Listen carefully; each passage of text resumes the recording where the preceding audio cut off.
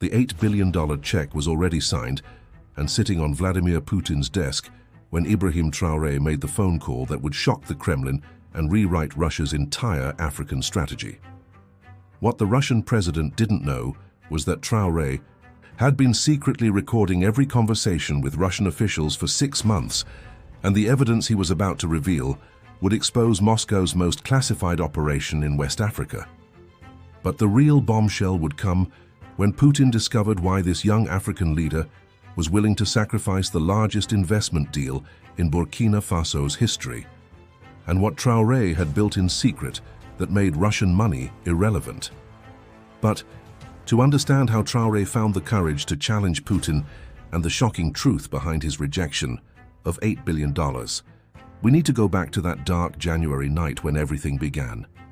It was 6 months earlier when Ibrahim Traoré sat in the secure room of the presidential palace, reviewing a classified report from Lieutenant General Seydou Ouedraogo, director of the National Intelligence Service. The 35-year-old leader closely monitored every external threat to Burkina Faso's security. "Mr. President," said Lieutenant General Ouedraogo, anxiety evident in his voice, "we've obtained very disturbing information about Russian intelligence activities in Burkina Faso." When Traoré received the report, what he read made his blood run cold. Russia's Wagner group's entry into Burkina Faso wasn't just about providing security services. The secret plan was much darker. "General," said Traoré, trying to control the anger in his voice, "this report says the Russians have been secretly mapping our uranium mines." "Yes, sir," confirmed the general. "But that's just the beginning. Wagner operatives are also investigating our gold reserves, and the most concerning part—" "Tell me," Traoré interrupted. "They're planning to use our airspace to conduct illegal operations in other Sahel countries. Burkina Faso will become Russia's secret operations base in Africa." Traoré stood up and looked out his office window at the lights of Ouagadougou.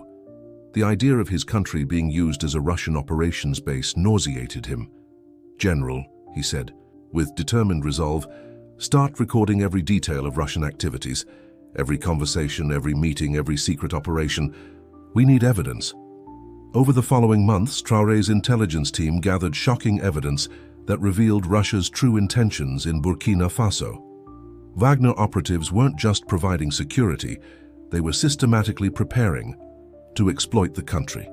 The first major discovery came from Major Abdoulaye Kaboré. The major, who had been secretly monitoring Russian bases, brought Traoré documents that would shock him to his core.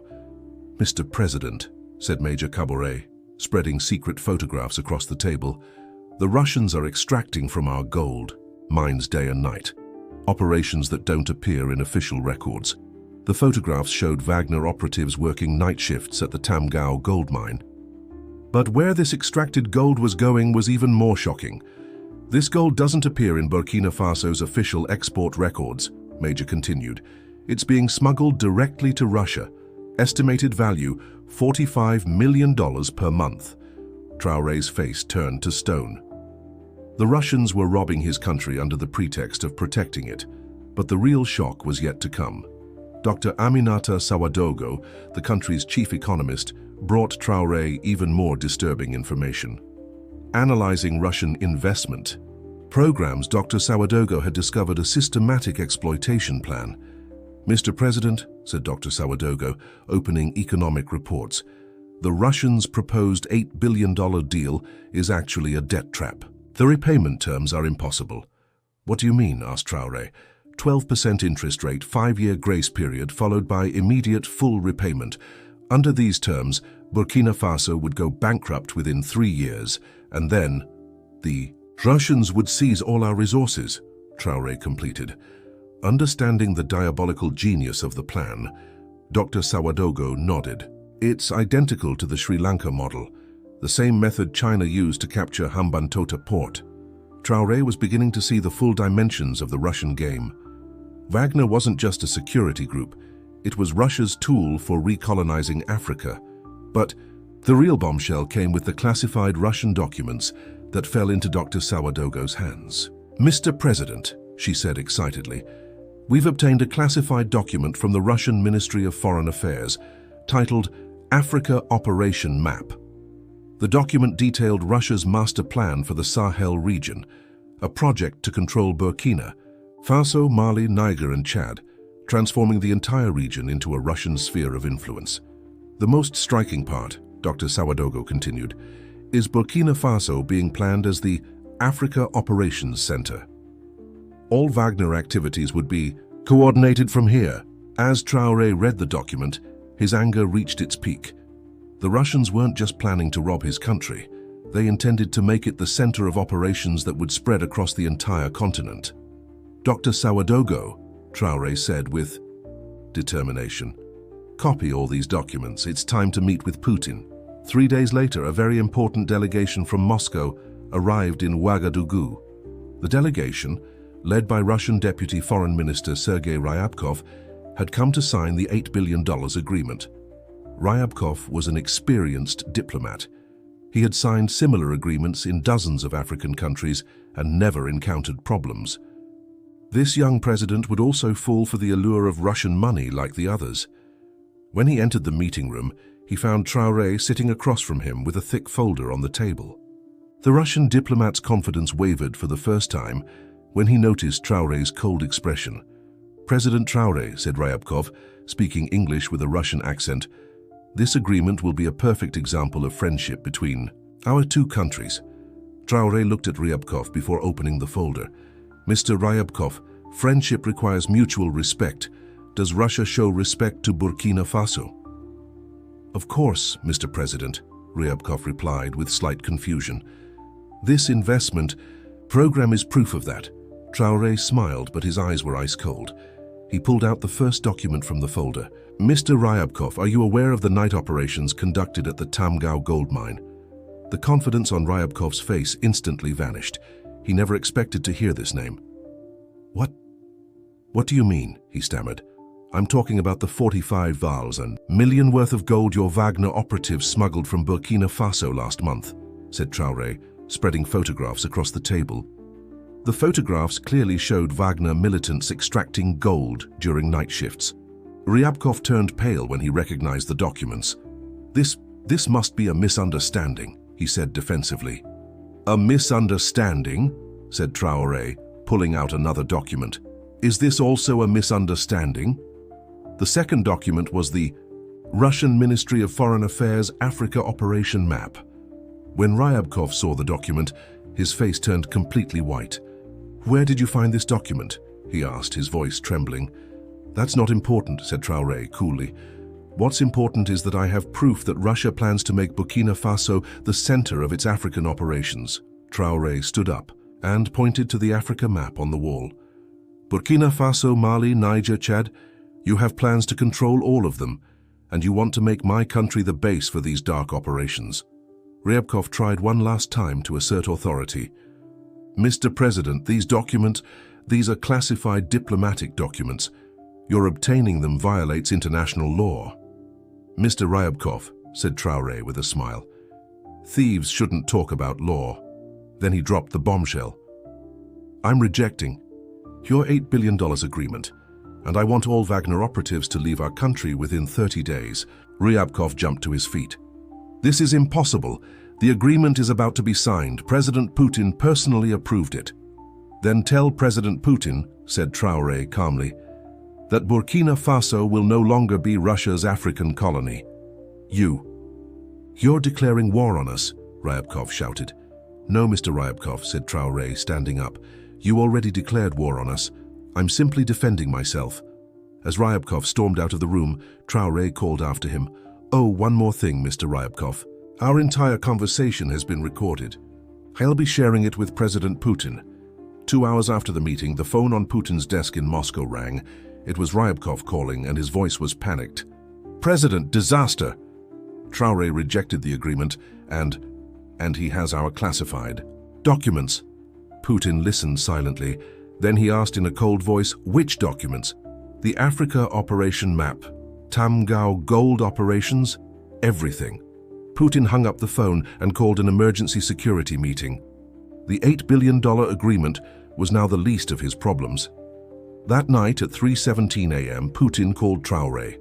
The conversation lasted 47 minutes and made history. "President Traoré," said Putin, with respect echoing in his voice for the first time, "we need to talk." "President Putin," Traoré replied calmly, "I'm ready to talk, but this time we'll sit at the table as equal partners." 24 hours later, Traoré made a shocking announcement to the world.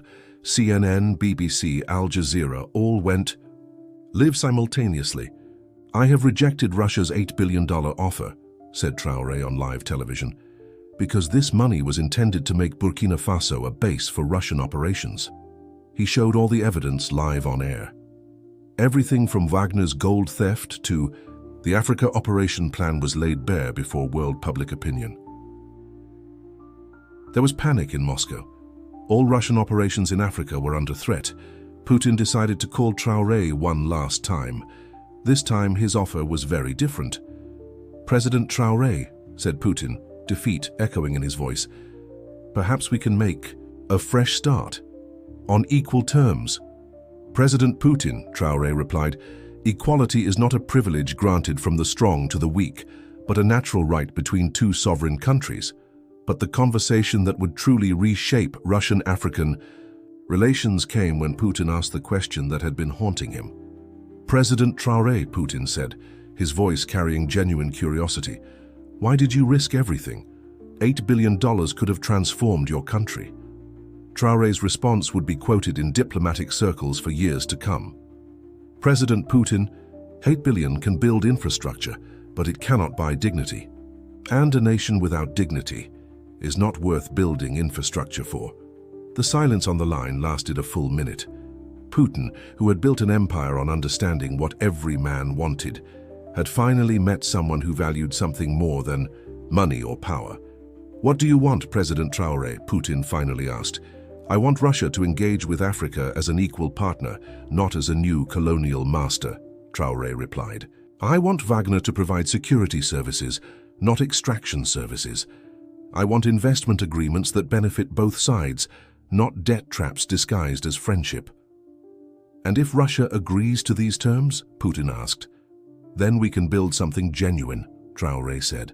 "But it starts with Russia respecting African sovereignty, not exploiting African desperation." The call ended with Putin promising a complete review of Russian operations in Africa. But more importantly, it ended with a mutual understanding between two leaders who had learned to respect each other. Within weeks of Traoré's dramatic revelation, the ripple effects spread across the continent. Mali's President Ibrahim Boubacar Keïta requested a review of all Wagner contracts. Niger's President Mohamed Bazoum announced an audit of Russian mining operations. Chad's transitional government froze all new Russian agreements pending investigation.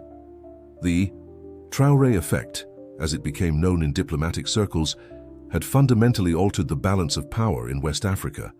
But perhaps the most significant change came in Moscow itself. Facing international scrutiny and the loss of credibility across Africa, Putin ordered a complete restructuring of Russian engagement with the continent.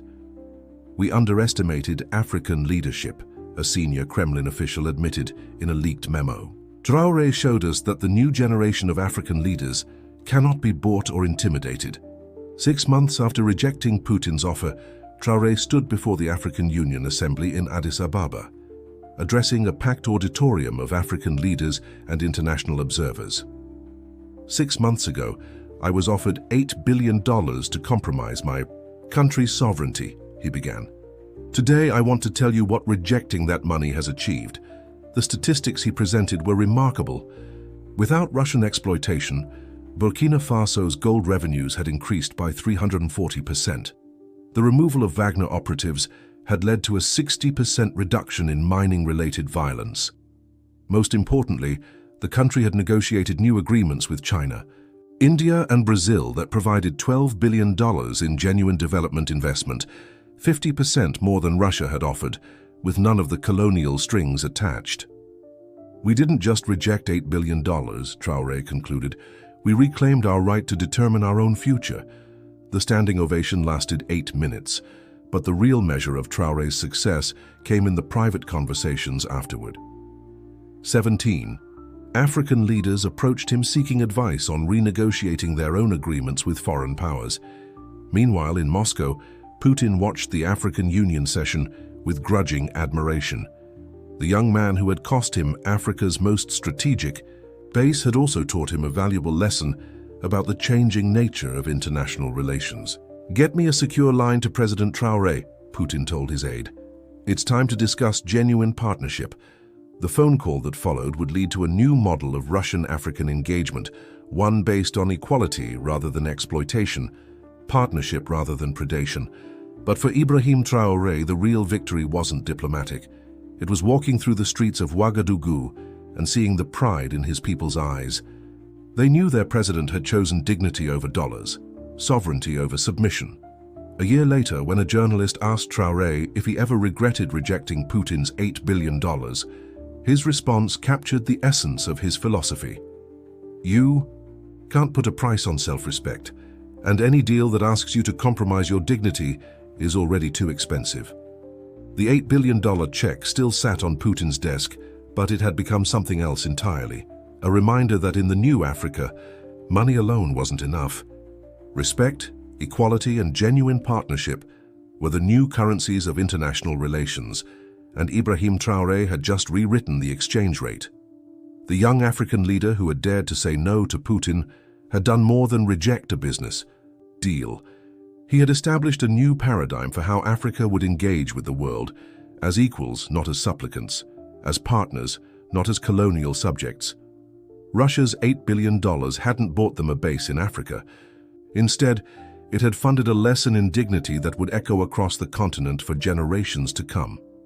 6 months after the uranium crisis erupted, Putin made an unprecedented trip to Ouagadougou, not as a conqueror offering inducements, but as a leader seeking genuine partnership.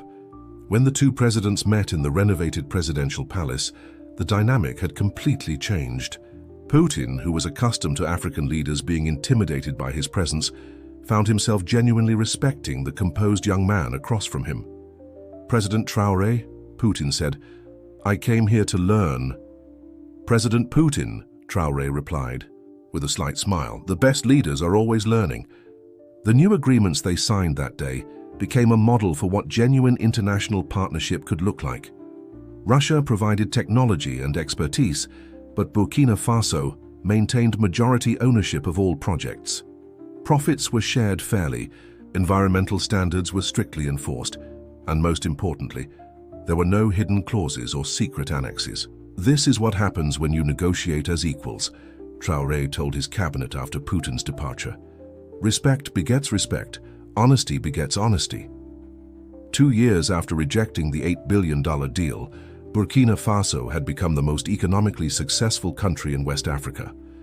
Foreign investment had increased by 400%, but only from partners who respected the country's sovereignty. During his annual address to the nation, Traoré reflected on the journey. 2 years ago, I was faced with a choice. Accept $8 billion and compromise our independence, or reject it and fight for our dignity. Today, our dignity has proven more valuable than any amount of money. In the audience, Dr. Aminata Sawadogo, the economist who had first identified the Russian debt trap, watched with tears in her eyes. The young president who had had the courage to say no to Putin had transformed not just Burkina Faso, but the entire continent's relationship with foreign powers. The evening news that night led with a simple but powerful statistic. Since Traoré's rejection of the Russian deal, 7 African countries had renegotiated their foreign agreements, resulting in $47 billion in additional revenue flowing to African treasuries instead of foreign corporations. As Traoré walked through the presidential palace that night, he paused at his office window overlooking Ouagadougou. The city was brighter now, literally and figuratively. New investments in infrastructure had brought electricity to every neighborhood, but more importantly, the light of dignity and self-respect illuminated every citizen's face. His phone buzzed with a message from Putin. "President Traoré, thank you for teaching an old leader new lessons about respect. Our partnership grows stronger every day." Traoré smiled as he typed his response. "President Putin, the best partnerships are built on mutual respect, not mutual dependence.